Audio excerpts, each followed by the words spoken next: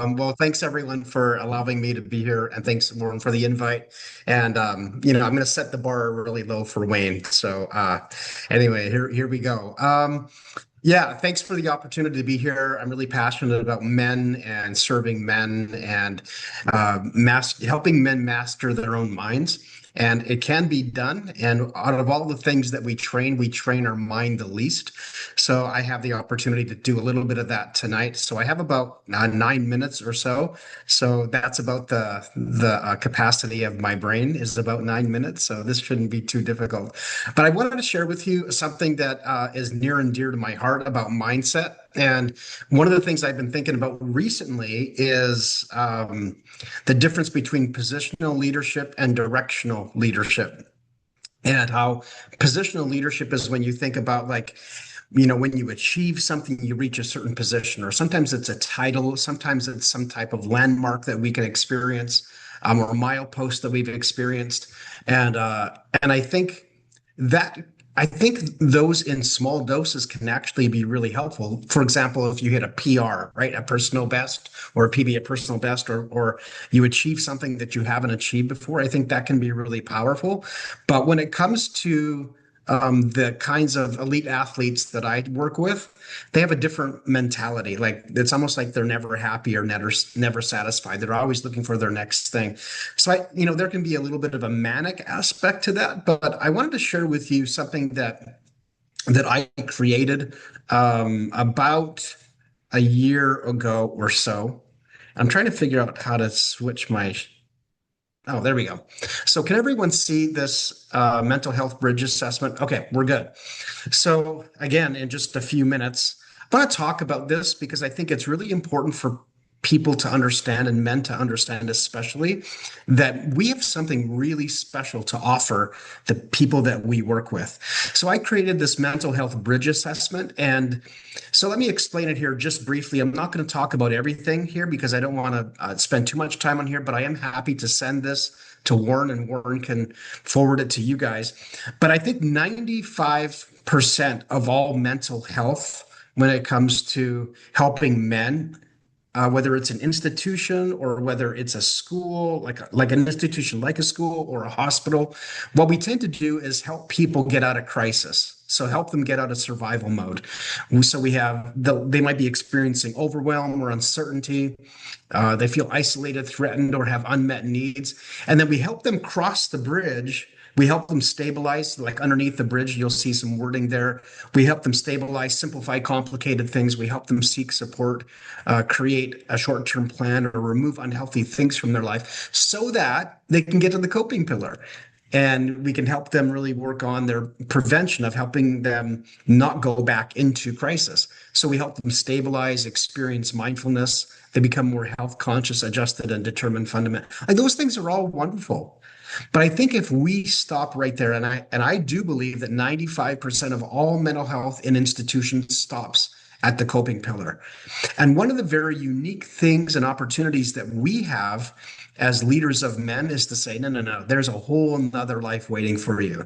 If you radically surrender your life to Jesus and you embrace everything that he has for you, there's a wonderful life in front of you. So we help them cross the bridge from coping to thrive. And again, I'm not going to go over all of these, but we want to help them thrive with the performance mindset so they can be energized, focused, purpose driven, really invest in their own self-discovery. And if they do all of these things, they become resilient. Resilience isn't really a mental performance skill.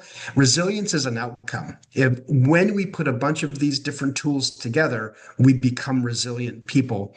And then there's one more bridge to cross, where we can help them expand their vision. And I help them understand sacrificial service and elevating others and living authentically, surrendering your ego and building for impact so that they can live a missional, aligned, inspiring others kind of life where they're creating community and sort of living a lifestyle of continuous improvement. So the reason why I'm really excited about this is because it's this kind of thinking at the institutional level is unheard of. In other words, we'll pour a ton of money into crisis and coping, and hardly any money at all into thriving and elevating. It's not to say that getting people out of crisis or helping them cope isn't important. Those things are actually quite important. But if we stop there, we never help men thrive. And I like to say where your focus goes, your energy flows. So if you're going to focus simply on crisis and coping, you never really get there. Any questions or comments about this?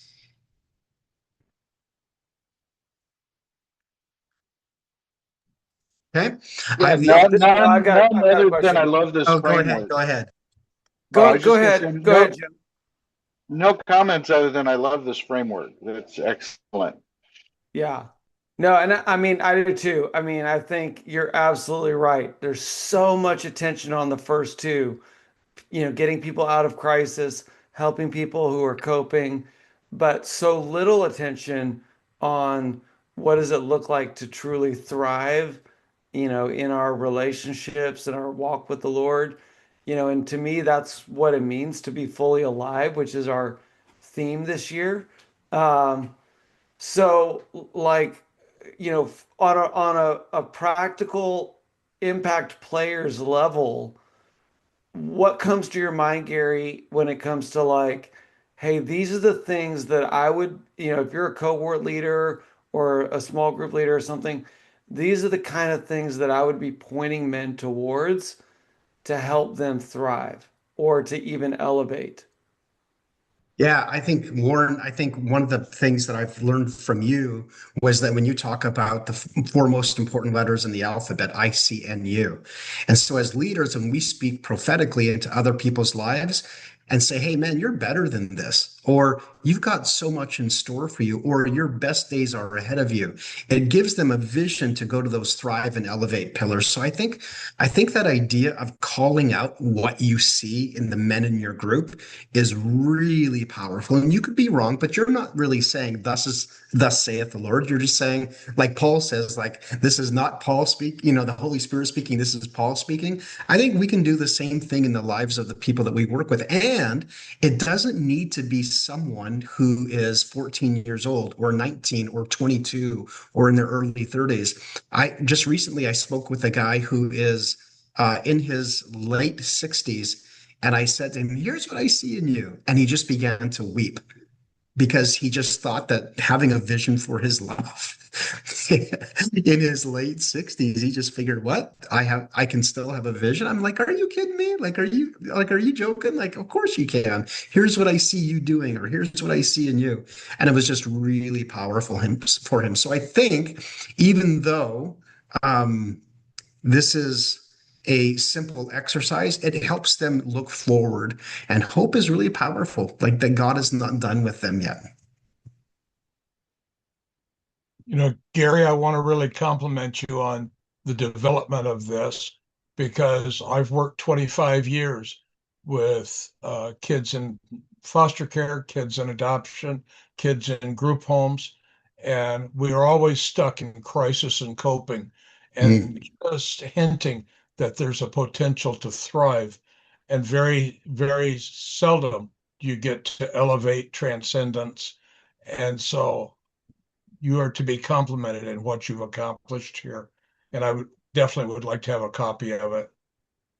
Oh, you're so kind. I appreciate that. Thank you. I have the opportunity to teach the Bothell Fire Department, Bothell and Shoreline Fire Departments in a couple of weeks, and I'm going to share this with them. And it's really interesting to me how the vast majority of the millions, tens or hundreds of millions of dollars that we invest in the first two pillars, and almost no money invested in the second two pillars.